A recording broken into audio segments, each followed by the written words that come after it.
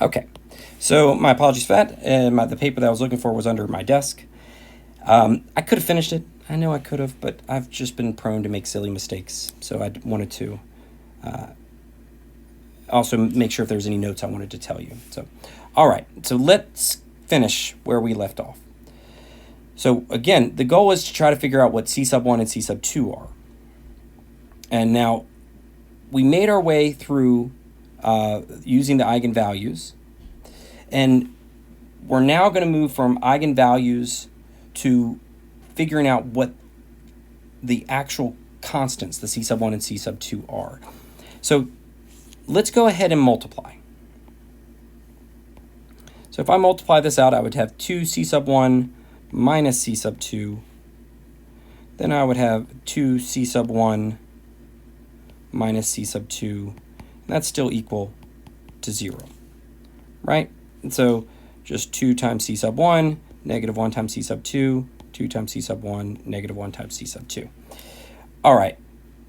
Now, at this stage, it does not matter to me if you take that and put it into a matrix and row reduce your matrix, or if you use substitution or elimination.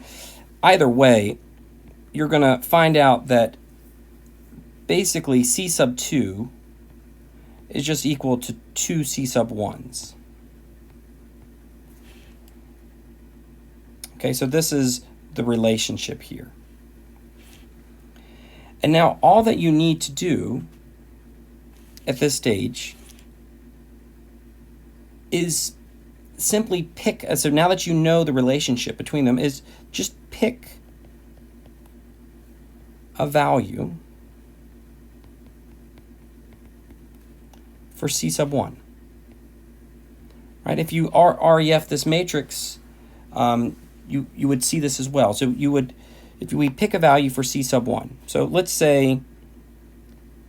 let C sub 1 equal, let's make life easy on ourselves. Let's let it equal 1. So by the consequence of that, if C sub 1 equals 1, then C sub 2 is equal to 2. So the eigenvector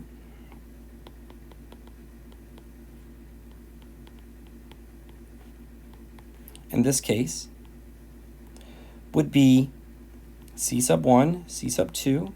The eigenvector for the eigenvalue that equals 2 would be 1, 2. Okay. Now what you should do is you should actually pause the video and see if you can find the eigenvector that is associated with see if you can find the eigenvector that would be associated with 3. I am going to move to the next page. I'm going to assume that you paused the video and gave that guy a shot. And I'm just going to produce the answer. All right, last chance. Pause the video. Give it a shot. All right. So in this case, after you go through your work, you would end up with C sub 1 minus C sub 2 equals 0. 2 C sub 1 minus 2 C sub 2 is equal to 0. Therefore, C sub 1 is equal to C sub 2. Just like you did before, now you would pick a value for C sub 1. So we're just going to we're going to make things easy. We'll let C sub 1 equal 1. Does not matter. You could have said let C sub 2 equal 2. But the consequence of that would be that C sub 2 is also equal to 1. So therefore, the eigenvector associated with the eigenvalue of 3 be C sub 1, C sub 2 would be equal to 1, 1. All right. Now, all of this work so that you can find the general solution, right, or the solution. This is the general solution.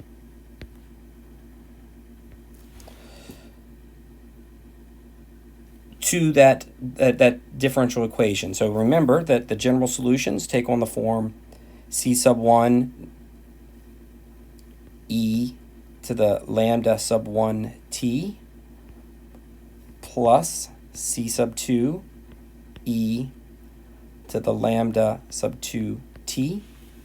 The only difference was we used r's, right? Remember? In chapter 4. Right, the lambdas are just the r values. All right, so the last thing to do here is to simply plug in our information. So the general solution, let's go ahead and do that right now, would be c sub 1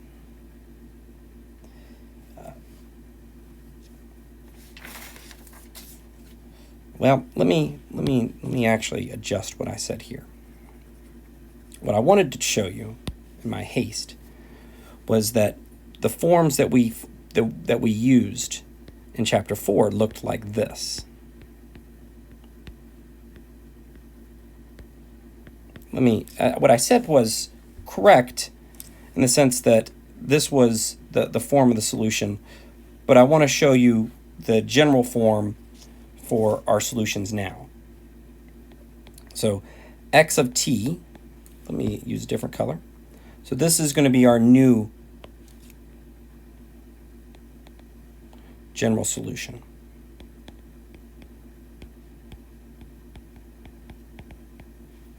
So x of t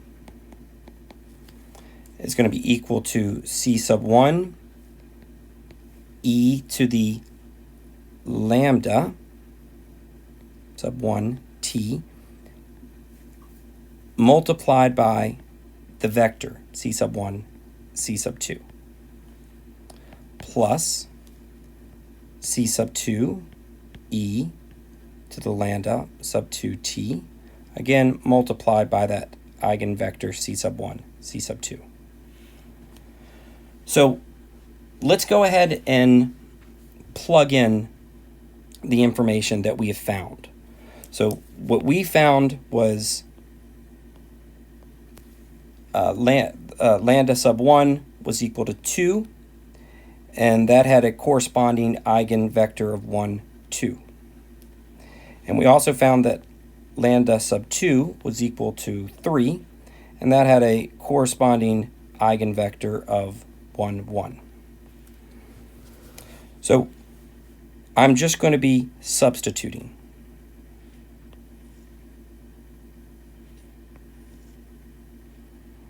And here is the general solution.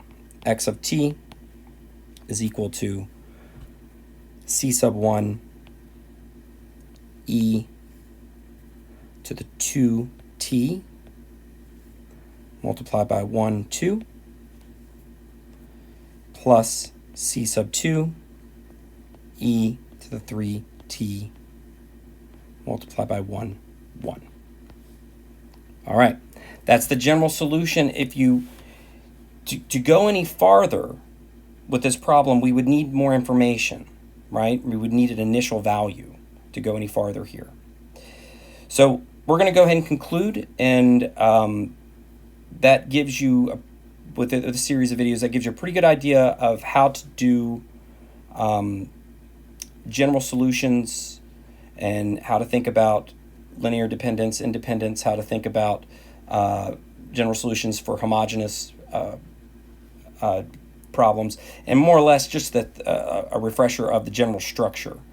So I'm going to go ahead and bow out for just a second, and we'll come back and we'll be starting 9.5. See you there.